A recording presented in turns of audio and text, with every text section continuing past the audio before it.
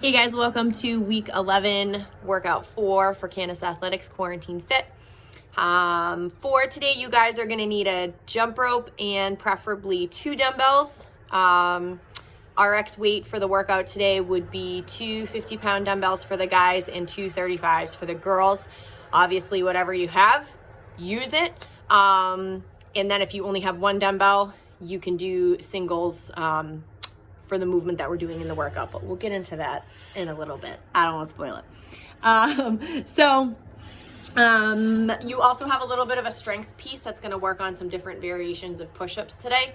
And then you have a cash out of a 2-mile run. So a little bit of everything today, kind of mix things up, keep your heart rate going, get stronger, get faster, you know, the typical theme of my workouts. So for your warm-up, you guys are going to do 3 rounds of 5 strict presses. If you have 2 dumbbells, lighter obviously for a warm-up is better, but if you only have a heavier one, I'm fine with you doing a push jerk. So 5 strict presses if you have the lighter weight, 5 push jerks on each side if you only have a single heavy, okay? If you have 2 heavy and you're able to do the 5 strict press with the 2 heavy, awesome, do it. But I'd rather you guys do lighter weight for the warm-up.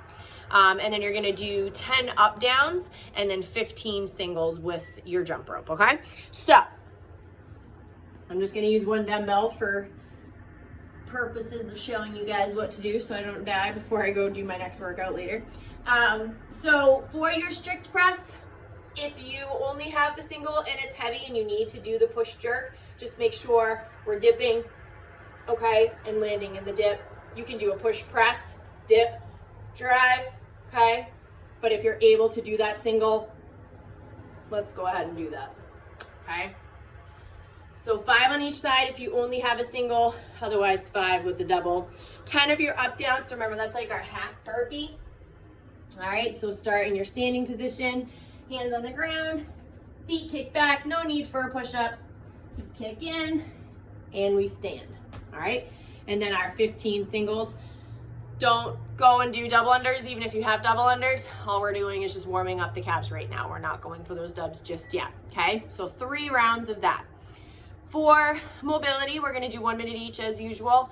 We're gonna do our calf stretch. So remember, like I always tell you guys, if 1 minute of stretching your calves is not enough, if you're an athlete that gets really tight calves, especially when there's a lot of double unders or a lot of jumping or anything like that, take some extra time to stretch your calves out further. So doing those calf raises, putting your feet on the stairs and letting the heel drop so that you get that really deep flex.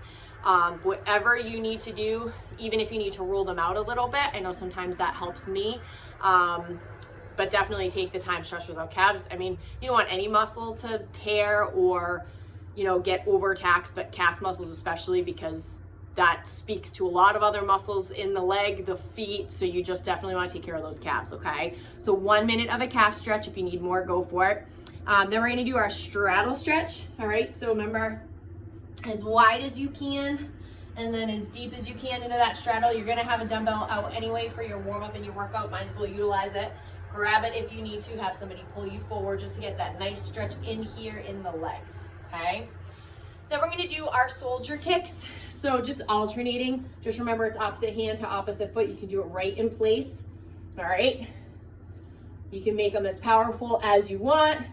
You can just stay like super lazy like that, okay? So 1 minute of that. And then you're gonna do your push-up to downward dog. You can add the foot pedal if you need that extra stretch in the calf. I'm not requiring it today, but if you need it, go for it. But as it's written, it's push up to downward dog. All right, so we're coming into that nice high push up position, push up, and then make sure we walk our hands back far enough so that our heels are touching the ground. I'm gonna do a bear crawl so you can see. So my heels shouldn't be up like this, they should be down. My head should be through the window. Good Lord. Okay, you should be a little bit wider than that, but I just wanted to show you where everything should be, okay? So 1 minute of all of those. Our AMRAP for strength today is just a 7-minute AMRAP. We're gonna work on a couple different variations of push-ups. Ideally, you wanna be able to do this unbroken. So it's 7 of 3 different kinds of push-ups, so 21 total. every single round. If you're really efficient in strict push-ups, that still might be a higher number, especially because we're changing how, you know, our grip is, I guess you could say. So if you need to break them and do 7 of the first kind, break 7 of the second, and so on, that's fine. Even if you need to come into the box and go onto your knees, because a lot of the times the scaled and modified versions of things aren't any easier. I don't know where people get that idea. Scaled and modified movements are meant to still provide the athlete with the same stimulus. You're still working the same muscle groups. So it doesn't necessarily make it easier. It's just a step, I guess, in the right direction to being able to RX a movement. So don't underestimate that. If you're typically an RX athlete, but this is difficult to not break, go down to your knees. Don't think that there's any shame in that, because there's not.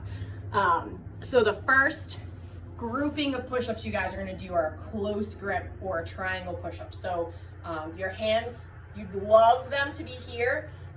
I'm not there yet. I'm about here. All right. These are going to be a lot more difficult than your traditional push-up. So you want to make sure you get yourself set up nice and sturdy. If you're in your strict, I can't really get the whole thing here. I think you can see that. Okay. I'm going to hit my head on the dumbbell. All right. So my hands are in my triangle, all right, or my closed grip. I'm going to do my push-up, same as I always would.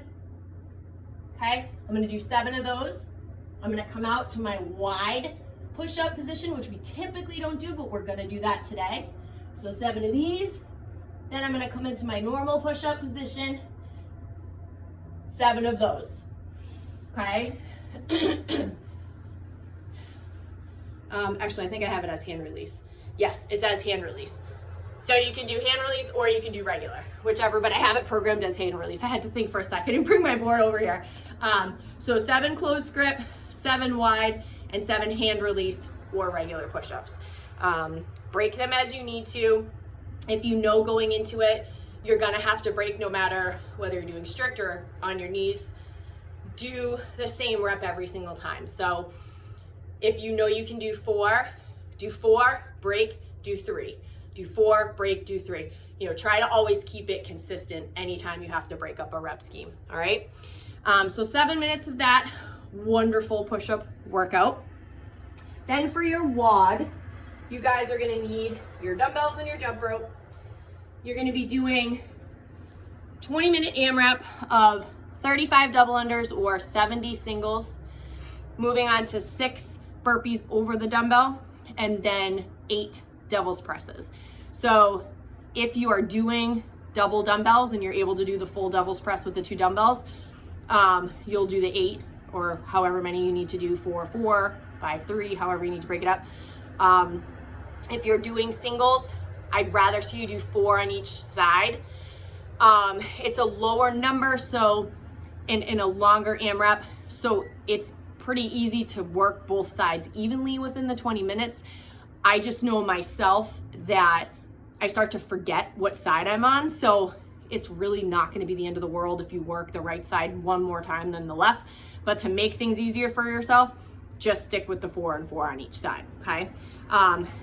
The reps are low, and although it's longer, ideally you should be able to do this without breaking. You should not need to break the burpees. You shouldn't need to stand up and take a breath, and you shouldn't need to break the devil's presses. But with that being said, we have the jump rope involved in there. So that makes things totally different. If this was a workout that you were just doing 6 burpees over the dumbbell and 8 devil's presses, I'd be like, dude, why are you trying to take a breath? But you're doing double unders or you're doing double the amount of singles, so you're already taxed going into that. So pace yourself. Really try to focus on that jump rope. It's not a lot of reps. Even the 70 single is still not a lot because that moves relatively quickly. Just really try to pace yourself and, you know, stay in control of your breathing and just, you know, understand it's going to be over in 20 minutes. You just got to keep on moving. Okay. So once you're done with your jump rope, whatever version you're doing, and this is not going to be a workout where we're going to try to do, you know, like if we're starting to get double unders, single, single, double, or 5 double unders and now I'm struggling. If you have them, do the 35. If you're not there yet and we're not even stringing, 25 together right now, we're sticking with singles. And I know probably some of you that are like right on the cusp are like, oh, obviously I'm not gonna know if you decide to try to mix it in, but I'd rather see you just stick with what you're efficient in and what you're able to do today so that you get the stimulus of the workout, okay?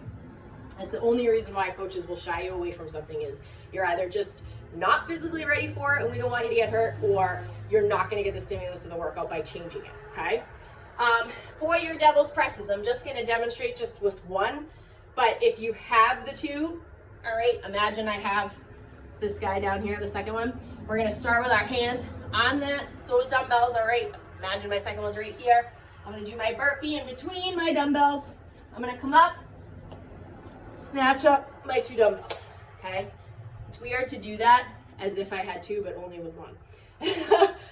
Ideally, you want that movement to be fluid. We don't wanna have to come up from the burpee, stop, reposition, and then go.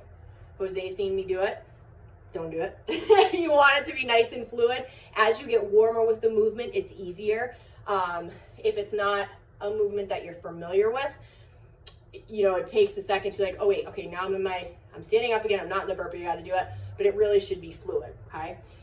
The same goes with the single. So our hand is still starting on the dumbbell, all right? Now imagine I don't have the second. I'm down in my burpee, I'm up, I snatch, okay? So 4 and 4 on each side, all right? So